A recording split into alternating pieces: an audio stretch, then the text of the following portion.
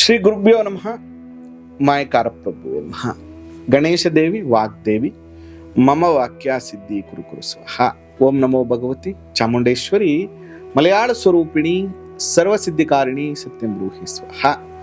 ಆರಾಧ್ಯ ದೈವನಾಗಿರುವಂತಹ ಮಲೆ ಮಾದೇಶ್ವರರನ್ನ ಮನದಲ್ಲಿ ನೆನೆಯುತ್ತಾ ವಿದ್ಯಾಗುರುಗಳ ತಂದೆ ತಾಯಿಯ ಪಾದಾರವಿಂದಗಳಿಗೆ ನಮಸ್ಕಾರವನ್ನು ಮಾಡ್ತಾ ಜಗದ್ಗುರು ಪಂಚಾಚಾರ್ಯರನ್ನ ಬಸವಾದಿ ಶರಣರನ್ನ ಮನದಲ್ಲಿ ನೆನೆಯುತ್ತಾ ನನ್ನೆಲ್ಲ ಪ್ರೀತಿಯ ವೀಕ್ಷಕ ಬಂಧುಗಳಿಗೆ, ಧಾರ್ಮಿಕ ಬಂಧುಗಳಿಗೆ, ಜ್ಯೋತಿಷ್ಯ ಮಿತ್ರರಿಗೆ, ಜೊತೆಗೆ ನನ್ನೆಲ್ಲ ಪ್ರೀತಿಯ ವಿದ್ಯಾರ್ಥಿ ಮಿತ್ರರಿಗೆ ನಿಮ್ಮ ಮೂಗುರು ಮಧು ದೀಕ್ಷಿತ್ ಮಾಡುವಂತಹ ಪರಿಪೂರ್ಣವಾದಂತಹ ನಮಸ್ಕಾರ. ಇವತ್ತಿನ ಸಂಚಿಕೆಯಲ್ಲಿ ಜ್ಯೋತಿಷ್ಯ ಶಾಸ್ತ್ರದ ಒಂದು ಇಂಟ್ರೆಸ್ಟಿಂಗ್ ವಿಚಾರಗಳನ್ನು ತಿಳಿಸ್ತಾ ಇದ್ದೇನೆ. ಜ್ಯೋತಿಷ್ಯ ಒಂದು ಅದ್ಭುತವಾದಂತಹ ಒಂದು ಶಾಸ್ತ್ರ. It is a indicative science. ರಾಶಿಗಳ ಉತ್ಪತ್ತಿ, ತುಂಬಾ ಜನಕ್ಕೆ ಈ ರಾಶಿಗಳ ಉತ್ಪತ್ತಿಯ ನಿರ್ಣಯ ಹೇಗಾಯ್ತು, ಅದರ ಹಿಂದೆ ಇರುವಂತಹ ಚಿಂತನೆಗಳೇನು ಅನ್ನುವಂಥದ್ದು ತುಂಬಾ ಜನರಿಗೆ ಗೊತ್ತಿರೋದಿಲ್ಲ. ಈ ರಾಶಿಗಳ ಉತ್ಪತ್ತಿ ಹೇಗಾಯ್ತು, ರಾಶಿಗಳಿಗೆ ಹೆಸರು ಹೇಗೆ ಬಂತು, ಅದರ ಜೊತೆಗೆ ಪ್ರತಿಯೊಂದು ರಾಶಿಯ ಶುಭ ಮತ್ತು ಅಶುಭ ಚಿಂತನೆಗಳು ಎಲ್ಲವನ್ನ ಕೂಡ ಸಂಚಿಕೆಗಳಲ್ಲಿ ನಾನು ತಿಳಿಸ್ತಾ ಹೋಗ್ತೇನೆ. ನೋಡಿ, ಮೊದಲನೇದಾಗಿ ಈ ರಾಶಿಗಳು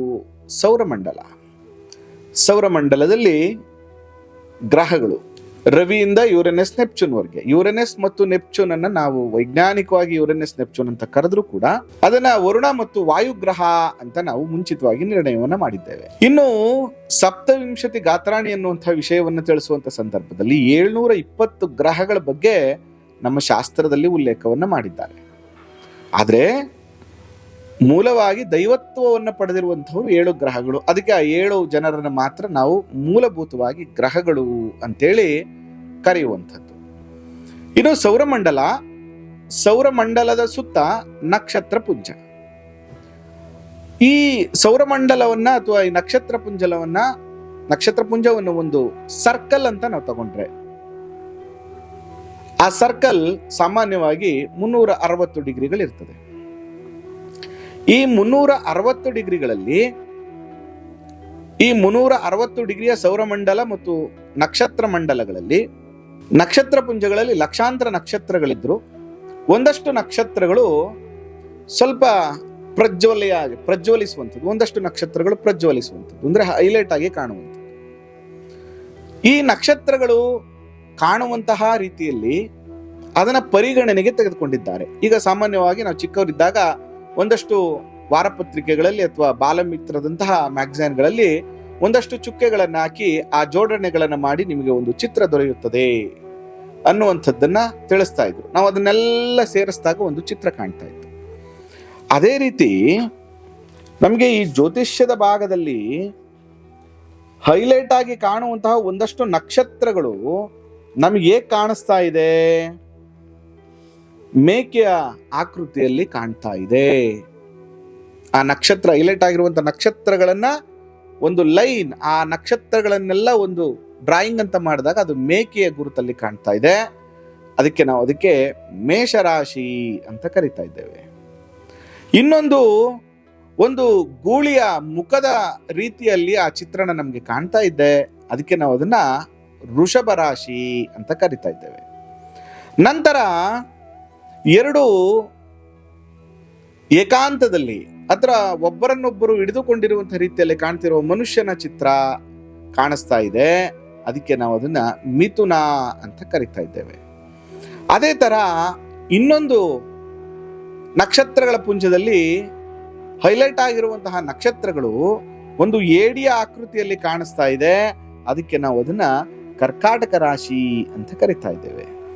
ಮತ್ತೊಂದು ನಕ್ಷತ್ರ ಪುಂಜದಲ್ಲಿ ಹೈಲೈಟ್ ಆಗಿರುವಂತಹ ಒಂದಷ್ಟು ನಕ್ಷತ್ರಗಳು ಸಿಂಹದ ಮುಖದ ರೀತಿ ಕಾಣ್ತಾ ಇದೆ. ಅದಕ್ಕೆ ನಾವು ಅದನ್ನ ಸಿಂಹ ರಾಶಿ ಅಂತೇಳಿ ಪರಿಗಣನೆಗೆ ತೆಗೆದುಕೊಂಡಿದ್ದೇವೆ. ತದನಂತರ ಒಂದು ಸುಂದರವಾಗಿರುವಂತಹ ಒಂದು ಕನ್ಯೆಯ ಸ್ವರೂಪ, ಆ ಬೆನ್ನಿನಲ್ಲಿ 2 ರೆಕ್ಕೆಗಳಿರುವಂತಹ ರೀತಿಯಲ್ಲಿ ಕಾಣ್ತಾ ಇರುವಂತಹ ಒಂದು ಚಿತ್ರಣವನ್ನ ನಾವು ಕನ್ಯಾ ರಾಶಿ ಅಂತೇಳಿ ಪರಿಗಣನೆಗೆ ತೆಗೆದುಕೊಂಡಿದ್ದೇವೆ. ಇನ್ನೊಂದು ಒಬ್ಬ ಮನುಷ್ಯ ತಕ್ಕಡಿ, ಅಂದ್ರೆ ಒಂದು ತಕ್ಕಡಿಯ ಆಕೃತಿಯಲ್ಲಿ ಕಾಣ್ತಾ ಇದೆ ಆ ಚಿತ್ರಣ, ನಕ್ಷತ್ರ ಪುಂಜದ ಚಿತ್ರಣ, ಅದನ್ನ ತುಲಾ ರಾಶಿ ಅಂತ ನಾವು ಕರಿತಾ ಇದ್ದೇವೆ. ಇನ್ನೊಂದು ಚಿತ್ರಣದಲ್ಲಿ ನಮ್ಗೆ ಚೇಳಿನ ಆಕೃತಿ ಕಾಣ್ತಾ ಇದೆ ನಕ್ಷತ್ರ ಪುಂಜದಲ್ಲಿ, ಅದಕ್ಕೆ ಅದನ್ನ ವೃಶ್ಚಿಕ ರಾಶಿ ಅಂತ ಹೇಳಿ ಪರಿಗಣನೆಗೆ ನಾವು ತೆಗೆದುಕೊಂಡಿದ್ದೇವೆ. ಇನ್ನೊಂದು ಧನುರ್ಧಾರಿಯಾಗಿರುವ ಒಬ್ಬ ಪುರುಷ ಅರ್ಧ ಪ್ರಾಣಿಯ ಸ್ವರೂಪದಲ್ಲಿ ಬಿಲ್ಲನ್ನ ಇಳಿದಿರುವಂತಹ ರೀತಿ ಕಾಣ್ತಾ ಇದೆ. ಅದಕ್ಕೆ ಅದನ್ನ ಧನುರ್ರಾಶಿ ಅಂತ ನಾವು ಕರಿತಾ ಇದ್ದೇವೆ. ಇನ್ನು ಅರ್ಧ ಮೊಸಳೆ ಅರ್ಧ ಪ್ರಾಣಿ ಆಕೃತಿಯಲ್ಲಿ ಕಾಣ್ತಾರೆ, ಸಾರಂಗದ ಸ್ವರೂಪದಲ್ಲಿ ಕಾಣ್ತಾ ಇರುವಂತಹ ಒಂದು ಚಿತ್ರಣವನ್ನ ನಾವು ಮಕರ ರಾಶಿ ಅಂತ ಹೇಳಿ ನಿರ್ಣಯವನ್ನ ಮಾಡಿದ್ದೇವೆ. ಇನ್ನೊಂದು ಒಂದು ಕುಂಭ, ಒಂದು ಮಡಕೆ, ಅದರಲ್ಲಿ ನೀರು ಚೆಲ್ತಾ ಇರುವಂತಹ ರೀತಿಯಲ್ಲಿ ನಮ್ಗೆ ಚಿತ್ರಣ ಕಾಣ್ತಾ ಇದೆ. ಅದಕ್ಕೆ ನಾವು ಕುಂಭರಾಶಿ ಅಂತ ಹೇಳಿ ಕರಿತಾ ಇದ್ದೇವೆ. ಜೊತೆಗೆ ಮೀನರಾಶಿ, ಎರಡು ಮೀನಿನ ಆಕೃತಿಯಲ್ಲಿ ಒಂದಕ್ಕೊಂದು ಪರಸ್ಪರ ನೋಡ್ತಾ ಇರುವಂತಹ ಎರಡು ಮೀನಿನ ಚಿತ್ರಣ ತರ ನಮ್ಗೆ ಕಾಣಿಸ್ತಾ ಇದೆ. ಅದಕ್ಕೆ ನಾವು ಅದನ್ನ ಮೀನರಾಶಿ ಅಂತ ಕರಿತಾ ಇದ್ದೇವೆ. ನೋಡಿ, ಈ ರಾಶಿಯ ನಿರ್ಣಯಗಳಲ್ಲಿ ಯಾವ ನಕ್ಷತ್ರ ಪುಂಜಗಳು ಹೈಲೈಟ್ ಆಗಿದೆಯೋ ಆ ಚಿತ್ರಣಗಳಿಗೆ ಒಂದೊಂದು ರಾಶಿ ಹೆಸರನ್ನ, ಅಂದ್ರೆ ಅದು ಕಾಣ್ತಾ ಇರುವಂತಹ ಸ್ವರೂಪದ ಆಧಾರದ ಮೇಲೆ ಅದಕ್ಕೆ ಒಂದೊಂದು ಹೆಸರನ್ನ ನಾವು ನೋಡ್ತಾ ಇರುವಂತದ್ದು. ಅದರ ಜೊತೆಗೆ ಪ್ರತಿ ಒಂದು ರಾಶಿ 360 ಡಿಗ್ರಿಯನ್ನ 12 ಭಾಗಗಳನ್ನಾಗಿ ಮಾಡಿದಾಗ, ಬಹಳ ಮುಖ್ಯವಾಗಿ 12 ಭಾಗಗಳನ್ನಾಗಿ ಮಾಡಿದಾಗ ಒಂದು ರಾಶಿ ಇಸ್ ಈಕ್ವಲ್ ಟು 30 ಭಾಗಗಳಾಗ್ತಾ ಇದೆ. ಒಂದು ರಾಶಿ 30 ಭಾಗ ಆಗ್ತಾ ಇದೆ. ಎಕ್ಸಾಂಪಲ್, ಮೇಷರಾಶಿ 30 ಭಾಗ, ವೃಷಭ ರಾಶಿ 30 ಭಾಗ, ಮಿಥುನ ರಾಶಿ 30 ಭಾಗ. ಒಟ್ಟಾರೆಯಾಗಿ ನೋಡುವಾಗ 0ಯಿಂದ 30 ಡಿಗ್ರಿ ಮೇಷರಾಶಿಯನ್ನು, 30ರಿಂದ 60 ಡಿಗ್ರಿಯನ್ನ ವೃಷಭ ರಾಶಿ ಅಂತಲೂ, 60ರಿಂದ 90 ಡಿಗ್ರಿಯನ್ನ ನಾವು ಮಿಥುನ ರಾಶಿ ಅಂತಲೂ, 90ರಿಂದ 120 ಡಿಗ್ರಿ ಕರ್ಕಾಟಕ ರಾಶಿ ಅಂತಲೂ ನಾವು ನಿರ್ಣಯವನ್ನ ಮಾಡ್ತಾ ಇದ್ದೇವೆ. ಹೀಗೆ ಪ್ರತಿಯೊಂದು ಕೂಡ 30 30 30 ಅಂತ ಒಟ್ಟಾರೆಯಾಗಿ 360 ಭಾಗಗಳನ್ನಾಗಿ ವಿಂಗಡಣೆ, ಅಂದ್ರೆ 360 ಡಿಗ್ರಿಯನ್ನ 12 ರಾಶಿಯನ್ನಾಗಿ ನಾವು ಪರಿಗಣನೆಗೆ ತೆಗೆದುಕೊಂಡಿದ್ದೇವೆ. ಇದು ರಾಶಿಗಳ ನಿರ್ಣಯ. ನೋಡಿ, ಸಾಮಾನ್ಯವಾಗಿ ಒಬ್ಬ ಮನುಷ್ಯನ ಗುಣಧರ್ಮಗಳಲ್ಲಿ 2 ಪ್ರಮುಖ ವಿಚಾರಗಳನ್ನ ನಾವು ನೋಡ್ಬೇಕು. ಒಂದು ಜಾತಕವನ್ನ ನೋಡುವಂತ ಸಂದರ್ಭದಲ್ಲಿ 2 ಪ್ರಮುಖವಾದ ವಿಷಯವನ್ನ ನಾವು ಗಮನಿಸಬೇಕಾಗ್ತದೆ. ಒಂದು ಲಗ್ನ, ರವಿಯ ನಿತ್ಯ ಚಲನೆಯಿಂದ ಉತ್ಪತ್ತಿ ಆಗುವಂಥದ್ದು ಲಗ್ನ, ಚಂದ್ರನ ನಿತ್ಯ ಚಲನೆಯಿಂದ ಉಂಟಾಗುವಂಥದ್ದು ರಾಶಿ. ಆ ರಾಶಿ ಹೇಗೆ ನಿರ್ಣಯ ಬಂತು, ಒಂದೊಂದು ರಾಶಿಯಲ್ಲಿ ನಕ್ಷತ್ರಗಳು ಹೇಗೆ ಬಂತು ಅನ್ನುವಂಥದ್ದನ್ನ ಮುಂದಿನ ಸಂಚಿಕೆಯಲ್ಲಿ ತಿಳಿಸ್ತೀನಿ. ಬಟ್ ಜನರಲ್ ಆಗಿ ನೀವು ತಿಳ್ಕೊಬೇಕಾಗಿರುವಂಥದ್ದು, ಚಂದ್ರನಿಂದ ರಾಶಿ ನಿರ್ಣಯವಾಗ್ತದೆ, ರವಿಯಿಂದ ಲಗ್ನ ಉತ್ಪತ್ತಿ ಆಗ್ತದೆ. ಲಗ್ನವನ್ನ ದೇಹ ಅಂತ ನಾವು ನಿರ್ಣಯ ಮಾಡಿದ್ರೆ, ರಾಶಿಯನ್ನ ಮನಸ್ಸು ಅಂತ ನಿರ್ಣಯವನ್ನ ಮಾಡ್ತೇವೆ.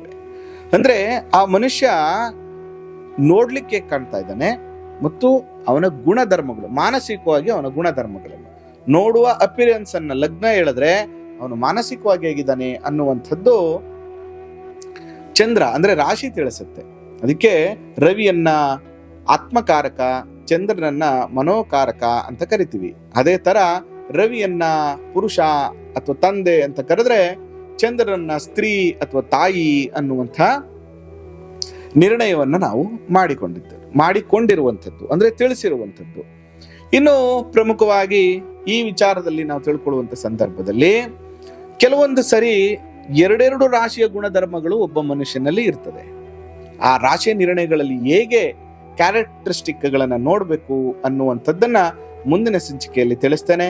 ಒಂದು ಮೇಷರಾಶಿಯ ಗುಣಧರ್ಮಗಳು ಹೇಗೆ ಇರ್ತದೆ, ಅದು ಹೇಗೆ ಆ ಗುಣಧರ್ಮಗಳು ಬಂತು ಅನ್ನುವಂಥದ್ದನ್ನ ತಿಳಿಸ್ತೀನಿ. ಮಿಸ್ ಮಾಡದೆ ಮುಂದಿನ ಸಂಚಿಕೆಗಿಂತ ಕಾಯ್ತಾ ಇರಿ. ಅದರ ಜೊತೆಗೆ ಮುಂದಿನ ದಿನಗಳಲ್ಲಿ ಜ್ಯೋತಿಷ್ಯದ ಬೇರೆ ಬೇರೆ ವಿಚಾರಗಳ ಮೂಲ ಚಿಂತನೆಗಳನ್ನ ಮತ್ತು ಅದನ್ನ ಜಾತಕದಲ್ಲಿ ನೋಡುವಂತಹ ವಿಷಯಗಳನ್ನ ತಿಳಿಸುವಂತಹ ಒಂದು ಪ್ರಯತ್ನವನ್ನಂತೂ ಖಂಡಿತವಾಗಿ ಮಾಡ್ತೇನೆ. ನಿಮಗೂ ಕೂಡ ಜ್ಯೋತಿಷ್ಯ, ವಾಸ್ತು, ಪ್ರಶ್ನಶಾಸ್ತ್ರವನ್ನ ಕಲಿಬೇಕು ಅಂತಿದ್ರೆ ದಯವಿಟ್ಟು ಕರೆ ಮಾಡಿ ಅಡ್ಮಿಷನ್ ಆಗಿ. ಆ ಮಲೆ ಮಹದೇಶ್ವರನ ಅನುಗ್ರಹ ಸದಾ ನಿಮ್ಮ ಮೇಲಿರಲಿ. ವಿಡಿಯೋ ಇಷ್ಟ ಆಗ್ತಾ ಇದ್ರೆ ಶೇರ್ ಮಾಡಿ, ಲೈಕ್ ಮಾಡಿ ಮತ್ತು ಸಬ್ಸ್ಕ್ರೈಬ್ ಆಗಿ. ನಮಸ್ಕಾರ.